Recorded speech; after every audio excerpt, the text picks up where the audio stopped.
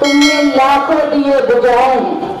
मैं जिस इलाके में अपने इलेक्शन की तस्वीर के लिए आई हूँ, वो इलाका मालेगांव शहर में तालीम याफ्ता लोगों का, खास तौर पे जो टीचर हजरात हैं, जो पढ़े लिखे लोग हैं, वकील हैं, दीनदार हैं और समाज के लिए फिक्र रखते हैं, उस इलाके में मैं खड़ी हूँ।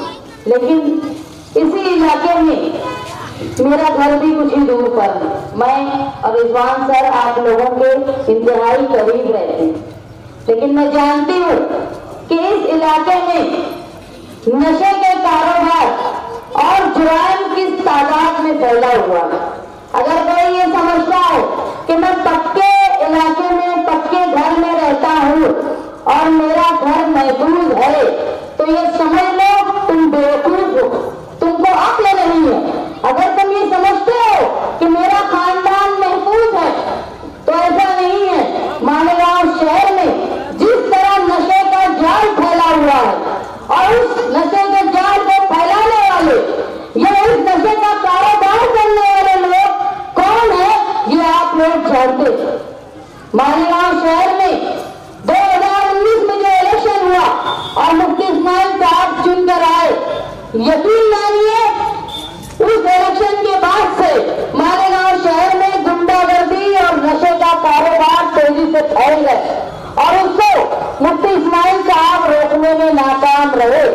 एक तरफ एक खानदान जो है वो नशे के कारोबार को बढ़ाने की कोशिश कर रहा है, दूसरी तरफ हमारे शहर के एमएलए उसको रोकने में नाकाम।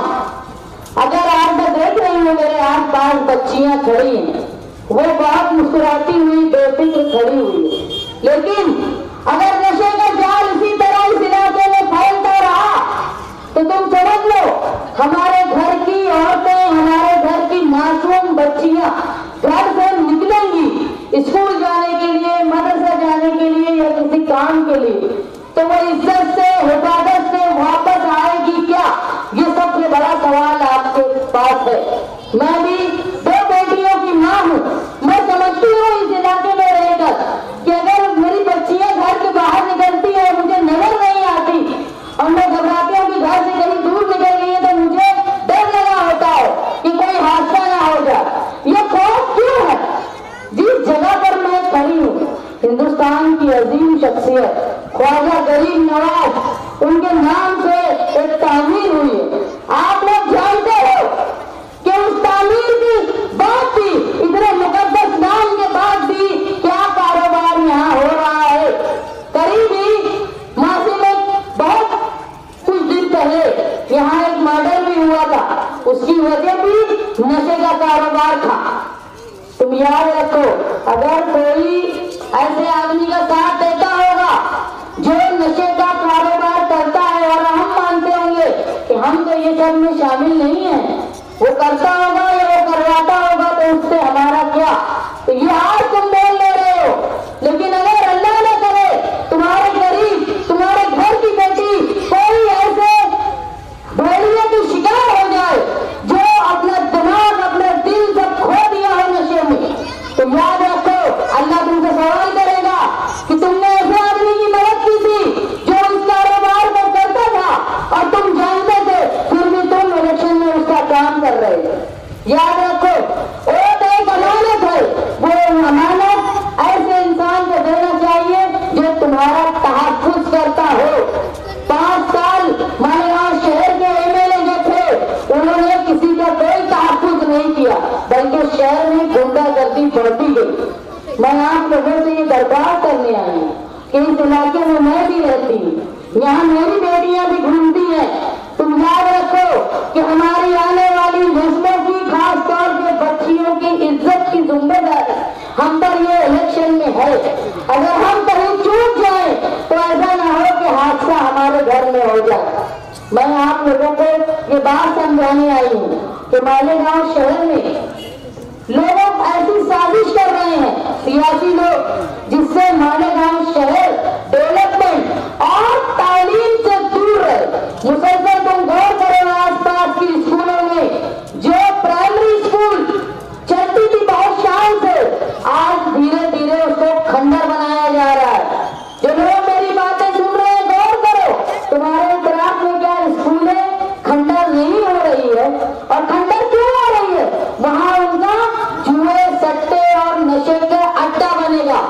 ये कारोबार करेंगे गैर कानूनी, ये एक बात। दूसरी बात ये कि लोग अगर तालीम याफ्ता हो गए तो इनकी जाहिलियत, इनकी गुनहगारी और इनकी हैसियत समझेंगे। इसलिए वो चाहते हैं कि लोग तालीम याफ्ता ना हो, नशे के उलझे रहे, नशे के दबाव में। और दूसरी तरफ कहीं मजहबी नशा बताया जा रहा है, मजहबी नशा जिससे लोगों को तरक्की सोचने नहीं दी जा रही है। मैं जानती हूँ बहुत से लोगों को जो एक सियासी पार्टी का उम्मीदवार का काम कर रहे हैं, लेकिन मुसलसल मेरे से कॉन्टैक्ट उनका रहता है और वो ये बात बोलते हैं कि हमको मालूम है कि ये खानदान शहर के लिए कितना नुकसानदेह है, हम आपके साथ हैं और हम लोग आपको वोट देंगे, लेकिन एरिया के हिसाब से हमको डर के इनके साथ रहना पड़ता है। लेकिन याद रखो, डर सिर्फ एक खुदा का होना चाहिए। उस खुदा का तुम्हारी रोजी रोटी, तुम्हारा निवाला देने वाला जो है वो खुदा। और जब उसने ये तय किया है कि तुम्हारी जिंदगी और मौत मेरे हाथ में है, तो कोई दो कौड़ी का इंसान तुमको जब पहुंचा दे, ऐसा हो नहीं सकता। लेकिन जब वोट देने आप जाएंगे, मेरी माएं बहनें, आप भी वोट देने जब जाएंगे, जो घरों में मेरी बात सुन रही है, तो याद रखें आपके जमीन की आवाज पर कि गुनहगारी को कौन करता है और गुनहगारी को कौन रोक सकता है। जो लोग यहाँ आज एमएलए हैं, मुफ्ती साहब, इलेक्शन के बाद याद रखना, कभी किसी तकलीफ में तुम आ गए और फोन करते रहे तो कभी वो फोन नहीं उठाएंगे। और अब तो एक बहाने भी है कि तबीयत खराब है। इसलिए याद रखो, मालेगांव शहर के मुस्तकबिल के लिए बहुत जरूरी है कि मालेगांव शहर में तालीम याफ्ता उम्मीदवार चुनकर आए। उसके साथ साथ जरूरी है कि हिम्मत वाला उम्मीदवार चुनकर आए। आप साबका में देखते होंगे, मुसलसल 12 नवंबर का वाकया हुआ। मैं अपनी बच्चियों को संभालते हुए, मेरे शौहर जेल में रहे, इसके बावजूद भी मैं सड़कों पर आकर अपना एहतजाज दर्ज करती रही, कोर्ट में गई और जहां जहां मेरी हैसियत के मुताबिक मैं लोगों की मदद करती रही। आप ये समझ लो, ओटो कॉलोनी के लोगों और इतराज के लोगों कि ये वो लोग हैं कि जो लोगों की जमीन खा जाना चाहते थे। यहाँ रिजवान सर बता रहे थे कि तबेले के सामने की जगह हटा दी गई, ये बोल के रास्ता है, लेकिन वो प्राइवेट जगह थी। यहाँ बहुत सारे ऐसे इलाके हैं, खासतौर पे लाला नगर, उनको हटाकर कब्जा करने की कोशिश की जा रही है। तुम याद रखो कि मालेगांव शहर में बस्तियां बसाने और बस्तियों को बचाने का काम साथी निहाल अहमद ने किया और मैं उसी निहाल अहमद की बेटी हूँ। मैं वादा करती हूँ इलाके के लोगों से कि तुम्हारे लिए बेहतर घर का इंतजाम, कच्चे मकानों को पक्के मकान में तब्दील करना, इसके लिए मैं कोशिश करूंगी। मैं इलेक्शन मुद्दों की बुनियाद पे लड़ रही हूँ। बंदूक, भाला, तलवार ये सब लड़ रहे हैं क्योंकि इनके पास कोई मुद्दे नहीं, इनके पास बोलने को नहीं है कि 15 साल मैं और मेरे अब्बा एमएलए रहे तो मैंने क्या किया, मेरी अम्मा 2 बार एमएलए रही, मेयर रही, मेरे अब्बा 1 बार रहे, तो उन्होंने शहर में क्या किया। मुफ्ती साहब 10 साल एमएलए रहे, उनके 3 बार मेयर रहे, उन्होंने क्या किया ये बताने को नहीं है। इसलिए वो मुसलसल तलवार, बंदूक और ये बात करते हैं। इलेक्शन मुद्दों पर सिर्फ मैं लड़ रही हूँ क्योंकि मुझे मालूम है मेरे शहर का मुस्तकबिल अब खतरे में, और इस मुस्तकबिल को बचाने में जितनी मैं कोशिश कर सकती हूँ, क्योंकि मुझे अल्लाह का जवाब देना है कि मेरे बाप ने इस शहर को बचाया और सजाया। आज मेरे ऊपर जिम्मेदारी है कि मैं इस मुसीबत में जहाँ आज एक नस्ल फंसी हुई है, उसमें इस शहर को, इस कौम को बचाने में मैं जो मदद कर सकती हूँ मैं करूँ। मालेगांव शहर में आप देखेंगे कि गरीब बड़ी आबादी आज राशन कार्ड के लिए परेशान है। आज ऐसा हो गया है कि साथी निहाल अहमद साहब ने जो 42,000 पीले कार्ड बनाए, उसके बाद किसी एमएलए की ताकत नहीं हुई कि एक पीला कार्ड भी किसी मुस्तहिक को बना कर दो, और उनका जो केसरी कार्ड पर इनाम मिलता था वो खत्म हो गया। मैं आपको इस वादे के साथ इलेक्शन में अपनी तशहीर करने आई हूँ कि आप लोगों ने मेरा साथ दिया, तो जिस तरह मुस्तहिक लोगों के लिए पीले कार्ड साथी निहाल अहमद साहब ने बनाए, वैसे ही जो के वक्त में अनाज मिला करता था उसको दोबारा करने का काम मैं करूंगी। जो लोग अपने औलाद को, अपने बच्चों को पहली स्कूल में एडमिशन नहीं करवा पाते सिर्फ इसलिए कि वो डरते हैं, पैसा बहुत ज्यादा लगता है, बच्चे तालीम हासिल नहीं कर पाते। और याद रखो, जब तालीम हासिल नहीं कर पाते ना तो बच्चे आवारा हो जाते, यही चोरी, गुंडागर्दी और नशे के शिकार होते। इसलिए आपका जरूरी है कि अपने बच्चों को तालीम हासिल करवाना। तालीम ही वो है जो अच्छाई और बुराई में फर्क बताती है, तालीम ही वो है जो बुराई से दूर रखती है, तालीम ही वो है जो फर्ज हमारे ऊपर क्या है वो बताती है, और तालीम ही वो है जो हमारे हुकूक क्या है वो हमको समझने में मदद करती है। इसीलिए जो प्राइमरी स्कूलें आज खंडर हो गई है, नशे का अड्डा और जुए का अड्डा हो गई है, उसको दोबारा स्कूल बनाए और अच्छी तालीम, जैसे रईस शेख ने भिवंडी में स्कूलों को नए सिरे से 21 स्कूलों को बनाया, वैसे ही मैंने इलेक्शनी तशरीह में शाम की गारंटी के नाम से बताया है कि मालेगांव शहर में जो प्राइमरी स्कूल है उसको नए सिरे से बनाकर अच्छी तालीम गरीब के बच्चे भी हासिल कर पाए, और जो पहली से लेकर 7वीं तक की स्कूलें हैं उसको पहली से लेकर 10वीं तक की करवा दूंगी। इस बात का मैं आप लोगों से वादा करती हूँ। देखो, इससे 3 काम होगा। एक ये कि गरीब का बच्चा भी तालीम हासिल करेगा, दूसरा ये कि जो डीएड बीएड लोग बेरोजगार हैं उनको रोजगार भी मिलेगा, और तीसरा सबसे अहम, जो सरकारी स्कूल नशे का जुए का अड्डा बन गई है वो दोबारा स्कूल और मदरसा बन जाएंगी, ताकि हमारी कौम की हिफाजत हो पाए। ये आज के साथ मैं इलेक्शन लड़ रही हूँ। मालेगांव शहर में हमारे पानी में जो मसाइल है, दिन भर औरतें इस बात के लिए परेशान रहती है कि नल कब आएगा। इस मुसीबत को खत्म करने के लिए हमारी घर पट्टी जो इतनी ज्यादा बढ़ गई है, नल पट्टी बहुत ज्यादा हो गई है, इसका मैं ख्याल रखूंगी कि मालेगांव शहर में हमारी मजदूरों का शहर है, ज्यादा टैक्सेस न लगे।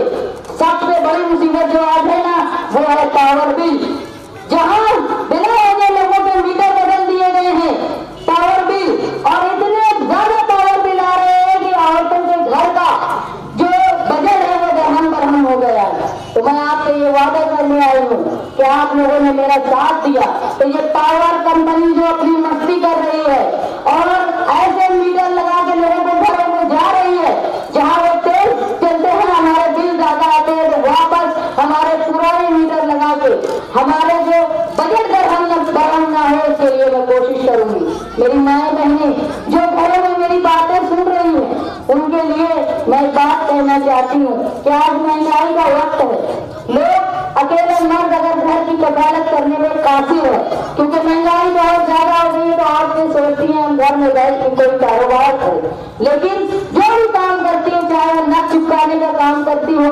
चाहे वो लोग इमली फोड़ने का काम करते हो, बोल चुनने का काम करते हो, टोपी बनाने का काम करते हो, तो मेहनत उनसे ज्यादा मेहनत और कम पैसे मिलते हैं। लेकिन हुकूमत की ऐसी पॉलिसी है जिससे घर बैठे औरतें रोजगार हासिल करना आसान हो जाएगा। मैं ये वादा करती हूँ आप लोगों से कि घर बैठे औरतों को रोजगार मिले, ऐसी कोशिश मैं करूंगी। खासतौर पे जो औरतें अपने शोहर के बगैर रहती है और कफालत नहीं कर पाती, इसके लिए मैं कोशिश करूंगी। मालेगांव शहर में सबसे अहम है हमारा दबदबा। जैसे 12 नवंबर के वाकयात हुए, गए की यात्रा का मामला हुआ, एमएसजी कॉलेज में क्रिकेट खेलने से जो इनकार करने की कोशिश हुई, वहाँ हम भी लोग गए थे, जहाँ क्रिकेट खेल के आज भी शान से मालेगांव शहर के मुसलमान बच्चे वहाँ क्रिकेट खेल रहे हैं। अगर हम लोग वहाँ नहीं जाते, अगर मैं और हमारे साथी नहीं जाते, तो याद रखो वो भी बंद हो जाता हमारा खेलने का। और वो वजह इसलिए मेरी थी जाना कि वो हमारी ईदगाह, वो ईदगाह पर धीरे धीरे कब्जा करना चाहते थे, इसलिए मैंने कोशिश की कि जुमे के दिन लोग जाएंगे और क्रिकेट खेलेंगे तो हमारा कब्जा कायम रहेगा। तो मुसलसल मालेगांव शहर के नौजवानों को फंसाने की कोशिश हो रही। अगर कोई ये समझता होगा कि 12 नवंबर दोबारा नहीं होगा, तो याद रखो हुकूमत मुसलसल मुसलमान लोगों को, नौजवानों को फंसाने की कोशिश कर रही है। उसकी वजह है कि यहाँ के नुमाइंदे जो है वो ढक्कनजूस हैं, वो बिल्कुल पुलिस के ऊपर दबाव नहीं रखते। अगर आप लोगों ने मेरा साथ दिया तो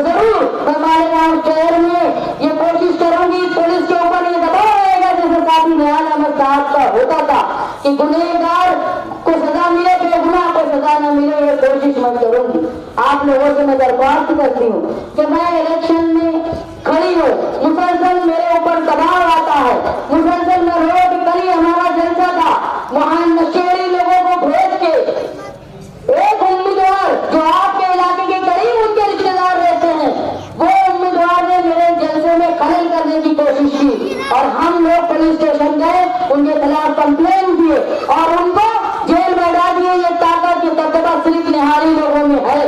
अगर आपने मेरा साथ दिया तो जो पावर लूम के अलावा जो लोग रोजगार हासिल करना चाहते हैं लेकिन उनको बम्बई, पूना, इचलकरंजी जाना पड़ता है, मैं अपनी पार्टी के लीडर अखिलेश यादव साहब को बोल के मालेगांव शहर में एक ऐसा प्रोजेक्ट लगाऊंगी जिससे लोगों को बाहर जाकर रोजगार करने की जरूरत न पड़े। आप लोगों से मेरी दरख्वास्त है कि अगर मैं औरत होकर साथी निहाल अहमद के इंतकाल के बाद, साथी बुलंद इकबाल के इंतकाल के बाद इतनी हिम्मत कर रही हूँ गुंडों के खिलाफ लड़ने की, तो आप इस हिम्मत की कदर कीजिए। देखिए बार बार मौका नहीं आता है तब्दीली का।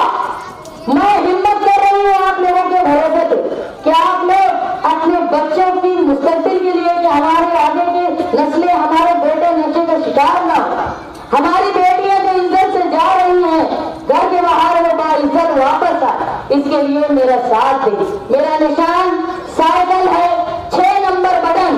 ये वो 6 नंबर बटन है जिसको तुम दबा के मालेगांव शहर में गुंडागर्दी और नशे का कारोबार करने वालों के छक्के छुड़ा दोगे, ये मुझे यकीन है। आज मैं आप लोगों से इस बात की गुजारिश करती हूँ कि अल्लाह के वास्ते इस शहर को बचाने के लिए, इस शहर की हिफाजत के लिए, इस शहर में हमारा दबदबा वापस कायम हो, मालेगांव शहर के मुसलमानों का हमारे रोजगार महफूज रहे, घरों में रह के और रोजगार कर पाए, पावर की कंपनी के जुल्म कम हो जाए, इसके लिए मेरा साथ है। मेरा निशान साइकिल है और मैं उम्मीद करती हूँ मालेगांव शहर के गैरतमंद मुसलमान, गैरतमंद लोग जरूर मेरा साथ देंगे, क्योंकि 10 साल एक नाकारा एमएलए का आपने देख लिया, 15 साल उस खानदान की गुंडागर्दी आपने देख ली। अब वक्त है एक मौका मुझको दो, और अगर हम इस मौके पर पूरे नहीं उतरे तो आप 5 साल बाद हमारा साथ मत देना, ये मैं आपसे वादा करती हूँ। और आप मेरा साथ देंगे, मुझे मालूम है मुसलमान कुछ भी हो सकता है, लेकिन एहसास उसके अंदर जिंदा है, और अच्छे और बुरे, और एक तुम्हारी हिफाजत करने वाला और वोट लेके घर में बैठ जाने वाला, और दूसरा जो वोट लेके गुंडागर्दी करने वाला, तुमको डराने वाला। नहीं, तुमसे वोट लेते, तुम्हारी ताकत है, अगर उनकी खुद की ताकत होती ना तो वोट मांगने तुम्हारे घर नहीं आते, भिखारियों की तरह तुमसे वोट मांगने आते और तुमको हुकूमत करते। तुम्हारी कदर जानो, जब तुम वोट देने जाओगे इस शहर के, इस इलाके के नौजवान बुजुर्ग, मेरी माए बहने को याद रखे, वहां कोई देखने वाला नहीं, सिर्फ खुदा है तुमको देखने वाला। तो जमीन की आवाज से मालेगांव शहर की तरक्की के लिए मेरा साथ दे। मैं शान हिंद निहाल अहमद की बेटी आपसे वादा करती हूँ कि मालेगांव शहर के बेहतर मुस्तकबिल के लिए मैं दूसरों से कई ज्यादा आप लोगों के लिए मददगार साबित होंगी। आप ये समझ रहे हैं।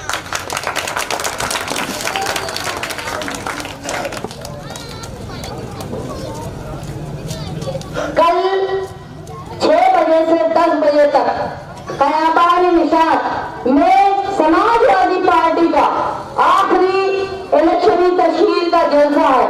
मैं उम्मीद करती हूँ इस शहर के, इस इलाके के लोगों से कि वो वहाँ तशरीफ लाके मेरी हौसला अफजाई करेंगे और ये बता देंगे कि मालेगांव शहर के लोग एक नाकारा नुमाइंदे से और एक नशे का जाल फैलाकर इस कौम को, इस नस्लों को बर्बाद करने वाले नुमाइंदे के खिलाफ मेरे साथ जलसे में शरीक होकर मेरी हौसला अफजाई करेंगे। जलसा 7 बजे से 6 बजे से 10 बजे तक कयाबान निशात पर रहेगा, समाजवादी पार्टी का आखिरी जलसा। मैं ये उम्मीद करती हूँ कि लोग आप आकर मेरे हौसला अफजाई जरूर करेंगे। और मेरा निशान साइकिल है और 6 नंबर बटन, साइकिल निशान और 6 नंबर बटन आप लोग याद रखें। डायमंड कारपेट, हमारे वहाँ कारपेट, ग्रास, हेडलोन, रेलवे वाला कारपेट होलसेल रेट में दिया जाता है। हमारा पता याद रखें, मुस्तफा बंगार बाजार, डायमंड कारपेट।